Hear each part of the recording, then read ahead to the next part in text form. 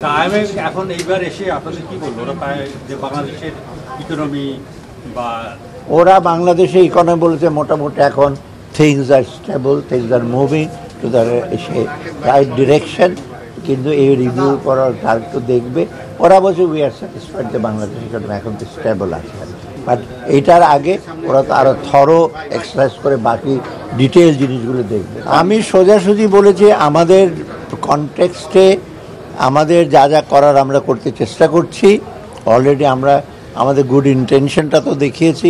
ওদের দিক থেকে ওদের গুড ইন্টেনশন দেখাক, দেন উইল এঙ্গেজ, আমরা আলাপ করব অ্যান্ড হোপ উইল অ্যাগ্রি যে ওরা হয়তো কিছু বলবে এটা করতে, আমরা যেটা করেছি তো এটা করে also will try to agree. আমাদের তো এখন তো ফরেন ইস্যুজ আমরা করেছি যে একসাথে হলে ভালো হয়, কারণ প্রায়র অ্যাকশনগুলো যদি আমরা নিই তা আমাদের এটা নট দ্যাট যে আইএমএফ বলছে দেখে করছি, এটা আমাদের ব্যাংক রেজলিউশন, ডিফল্ট লোনগুলো ইস্যু করতে হবে, আমরা ম্যাক্রো স্টেবিলিটি আবার আনতে হবে, ট্যাক্স রেভিনিউ বাড়াতে হবে, ট্যাক্সের লিকেজ এটা আমাদের জন্য। অতএব ওরা টাকা দেখ আর না দে এটা তো আমাদের এমনি করতে হবে। রেভিনিউটা লিকেজ হয়, রেভিনিউ আমাদের ট্যাক্স জিডিপি রেশিও তো আমাদের 7.5,